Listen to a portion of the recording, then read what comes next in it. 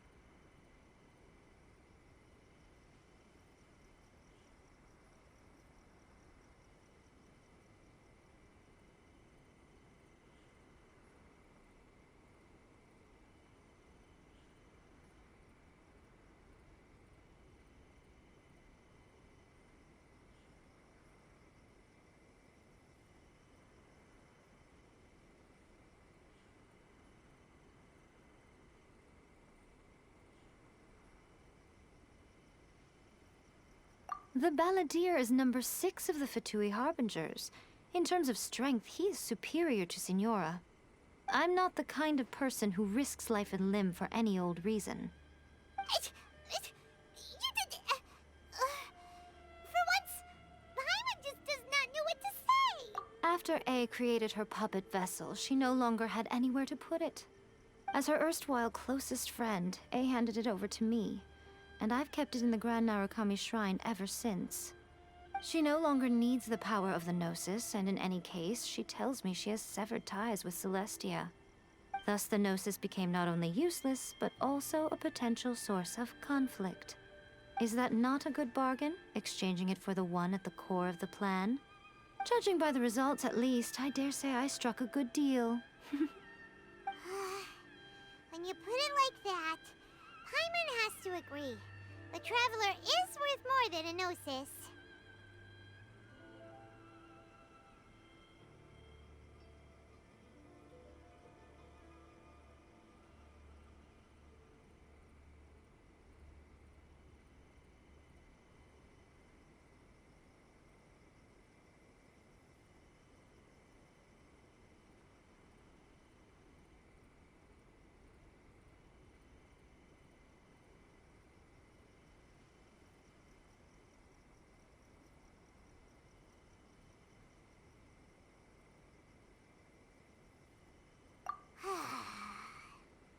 Well, what's done is done. And I hardly think we'll be getting it back now. Let's leave the past in the past. So anyway, you still haven't told us why you called us here today. It's to thank you. Really? You intend to travel all over Teyvat, and the time has come for the Inazuma leg of your trip to come to an end, has it not? As a mark of my gratitude, I will answer any questions you may have about the road ahead or the events of the past. What would you like to know about? That puppet was built with technology that has been lost to time. Perhaps she, as a god, is the only one privy to the knowledge of its origins. Still, there's one other thing on this topic that I suspect you may be curious to know. Before A began modifying her own godly form, she took it upon herself to create a prototype puppet. So, you mean there are 3 Raiden Shoguns? No, the prototype was merely a proof of concept. Its appearance and intellect were not based on A. It was a test. The original plan was for A to simply discard it. But perhaps A thought this to be too cruel, because in the end she chose only to seal the power within it. Later, this puppet wandered Inazuma as an ordinary human male with his own consciousness, until the Fatui took an interest in him. Ugh, not the Fatui. Some eccentric geniuses in the ranks of the Fatui made adjustments to the prototype, not only unsealing his power, but very likely rendering him even more formidable than his original specifications. The object of divine creation is now the one who has taken possession of the Gnosis, and the prototype puppet is now known as the Balladeer.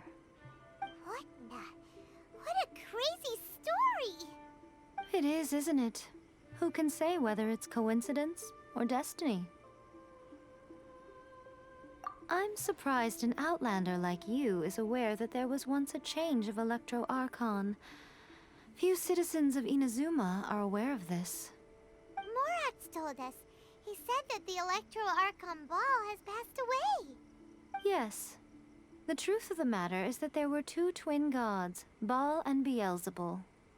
Twin gods? They won the Archon War together, and when Baal established the shogunate, Beelzebul became her Kagemusha, or shadow warrior. In other words, she acted as Baal's body double. Beelzebul is A, with whom we are now both acquainted. Baal's name was Makoto. As far as the world was aware, there were not 2, but 1. They complemented each other, and they ruled Inazuma jointly, so there was no need for the public to know the truth. In fact, the name Baal and the title of Raiden Shogun was understood to refer to both of them. Right up until... Until what? Makoto died several hundred years ago in a war that I was not personally involved in.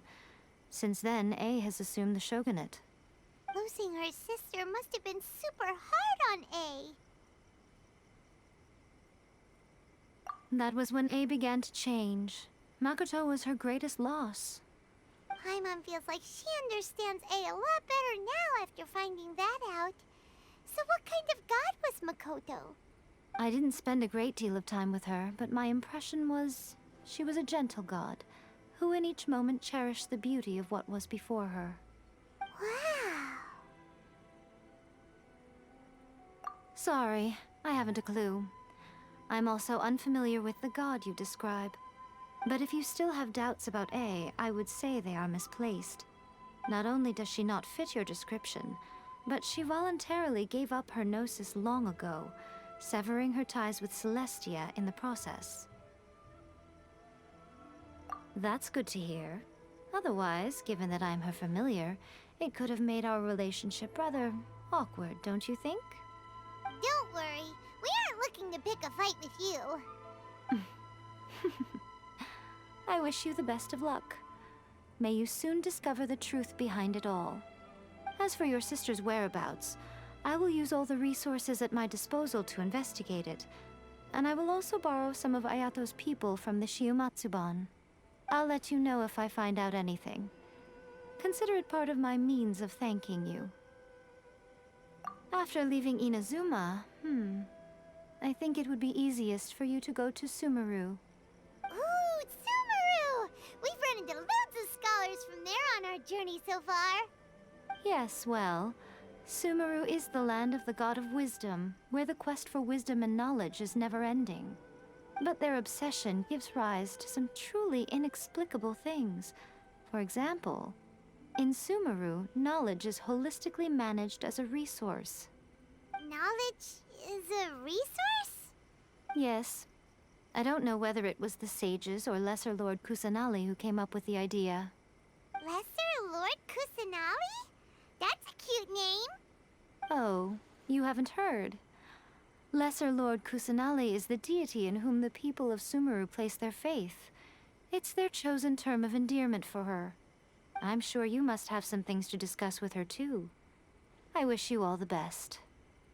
Are you sure? Okay then. Oh, Traveler. Do you still have the omamori I gave you? Keep it safe. Is that all you intend to do with it? There was me thinking that you might hang it around your neck to show off to the world, telling everyone who inquired that it was given to you by none other than Yae Miko, the wise and beautiful. Who in their right mind would do that? Okay, I'll stop.